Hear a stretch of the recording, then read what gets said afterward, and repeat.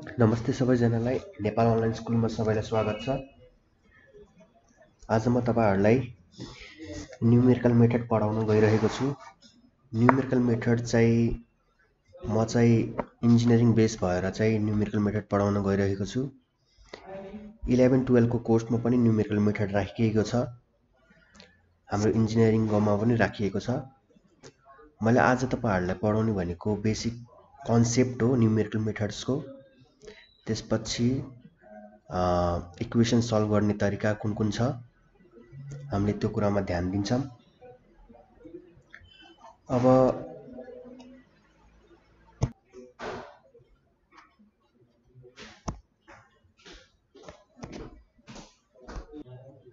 हामी सबैलाई थाहै छ न्युमेरिकल मेथड भनेको एउटा कम्प्लेक्स इक्वेसनलाई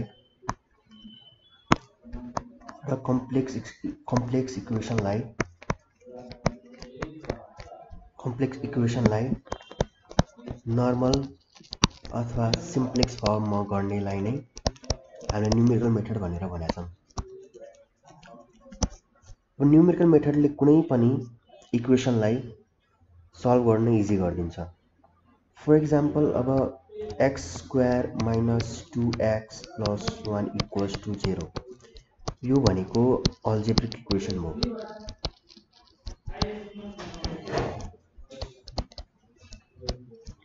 अल्जेब्रिक इक्वेसन भयो जुन चाहिँ हामीले इजिली 9 र 10 मा पढेको कन्सेप्टबाट हामीले इजिली सल्भ गर्न मिल्छ।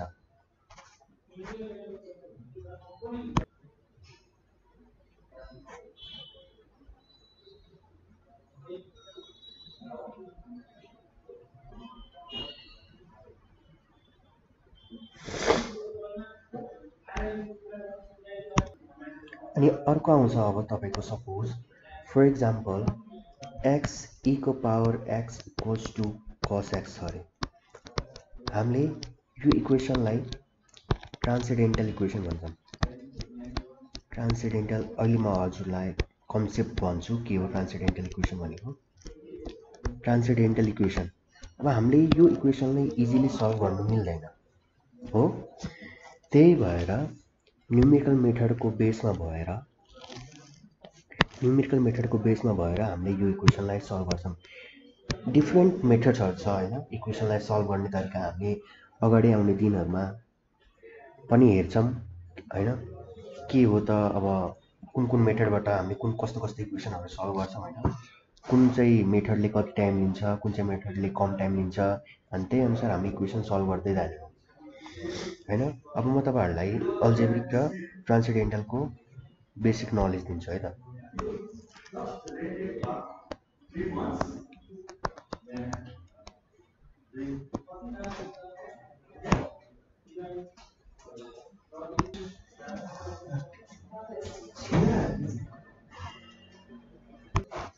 अब अल्जेब्रिक र ट्रान्सेन्डेन्टल इक्वेसन छ हैन।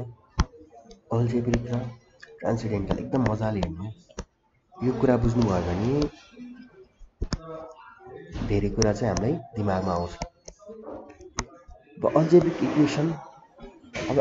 इक्वेसन भनेको सिम्पल एउटा हामीले कुनै इक्वेसन x³ -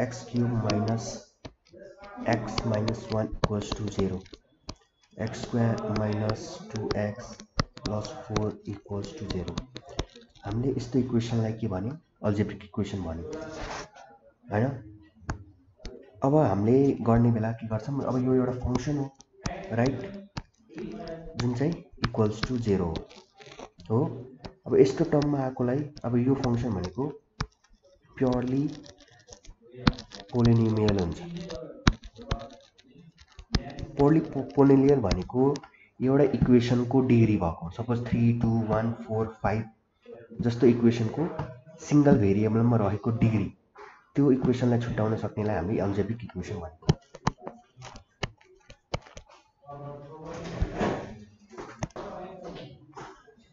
अब हामीले डेफिनेसन अब अल्जेब्रिक इक्वेसनको डेफिनेसन हेर्ने हो भने के भन्छ a equation fx = 0 is called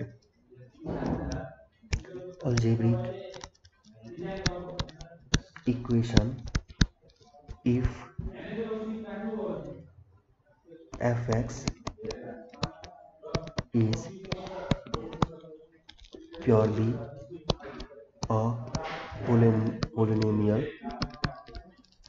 of single variable। अब यसको अर्थ के भयो भन्दाखेरि अब सिंगल भेरिएबलको पोलिनोमियल जुन चाहिँ प्योर पोलिनोमियल हो जसको फंक्शन चाहिँ अलवेज इक्वल्स टु 0 हुन्छ। हामीले यस्तो इक्वेसनलाई अल्जेब्रिक इक्वेसन भन्ने गर्यौं हैन।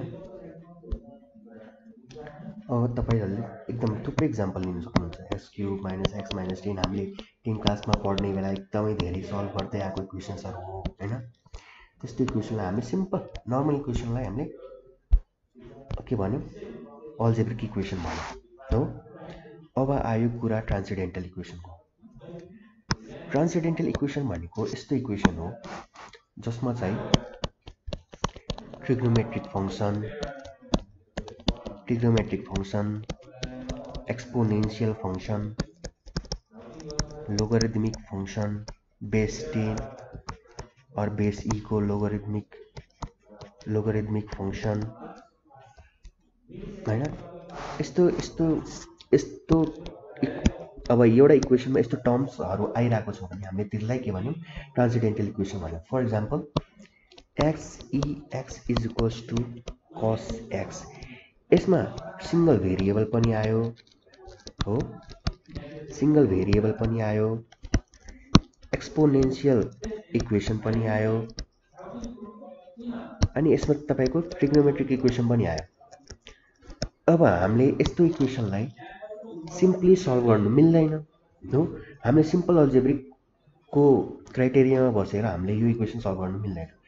त्यही भएर हामीले यसलाई सल्भ गर्ने विभिन्न तरिकाहरू पढ्छौं अगाडि गएर। अब यही इक्वेसनलाई हामीले के भन्ने गर्यौं ट्रान्सेन्डेन्टल इक्वेसन भन्ने गर्यौं हो। अब हामीले अल्जेब्रिक इक्वेसनलाई पनि न्यूमेरिकल मेथडबाटै अब अल्जेब्रिक इक्वेसन ल म्याथमा त हामीले अप्सनल म्याथमा धेरै कुराहरू पढ्यौं अल्जेब्रिक इक्वेसन सल्भ गर्ने तरिका। अब हामीले न्यूमेरिकल मेथड्स भन्ने सब्जेक्टको कन्डिसन्सहरुमा बसेर हामीले अल्जेब्रिक र ट्रान्सेन्डेन्टल इक्वेसनलाई कसरी सल्भ गर्ने भनेर हेर्छौं है त। अब यसको डेफिनेसन तपाईहरुलाई चाहिन्छ भने a equation fx is equals to 0 is said to be transcendental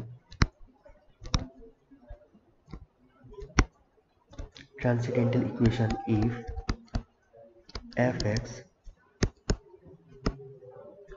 fx contain first मा के ट्रिग्नोमेट्रिक फंक्शन, एक्सपोनेन्शियल फंक्शन अनि त्यसपछि लोगरिथमिक फंक्शन। अब यो तपाईको log e पनि हुने भो, log 10 पनि हुने भो, नबिर्सनु होला है।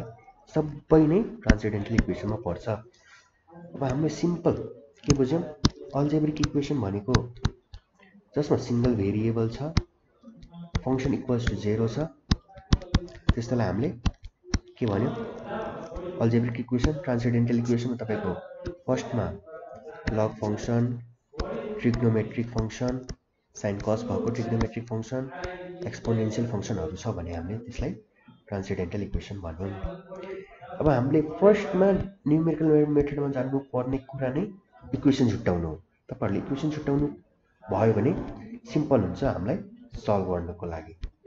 अब न्यूमेरिकल मेथड भनेको सिम्पली नै सल्भिङ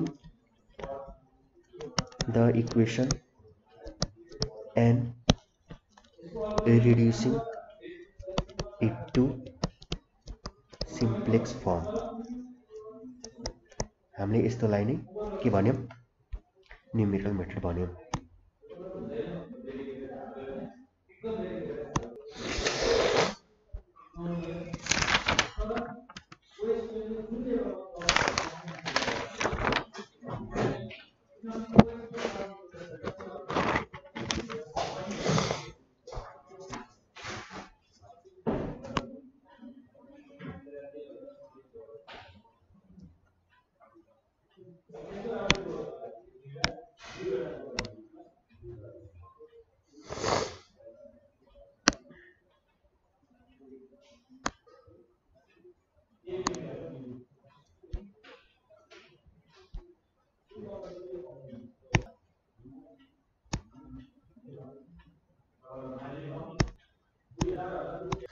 अब डिफरेंट मेथड्स छ हैन सल्भिङ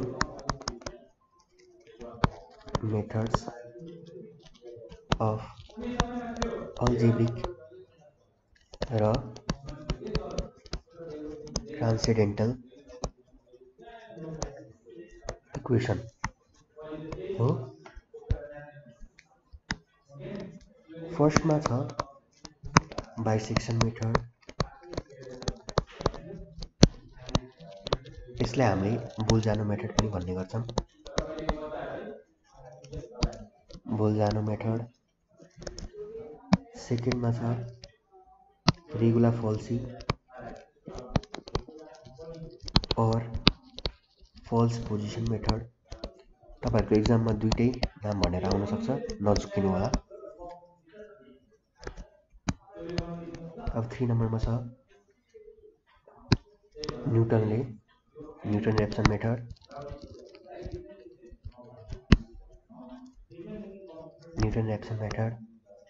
फोर्थमा छ सेकेन्ड मेथड। 5 मा छ आइटेरेसन और आइटेरेटिभ मेथड। हामीले अब बेसिक कन्सेप्ट त हामीलाई थाहा भयो। अब हामीले फर्स्टमा बाइसेक्सन मेथड, त्यसपछि रेगुलर, त्यसपछि न्यूटन, त्यसपछि सेकेन्ड, त्यसपछि आइटेरेटिभ मेथड गर्दै हामीले पाँचवटा मेथड हेर्छौं सल्भ गर्ने तरिकाहरू है त। नेक्स्ट भिडियोमा म तपाईहरुलाई पहिला पढाउने भनेको बाइसेक्सन मेथड हो। धन्यवाद। भिडियो हेर्दै गर्नु होला, कमेन्टमा भन्दै गर्नु होला के त्रुटि भएको भए। धन्यवाद।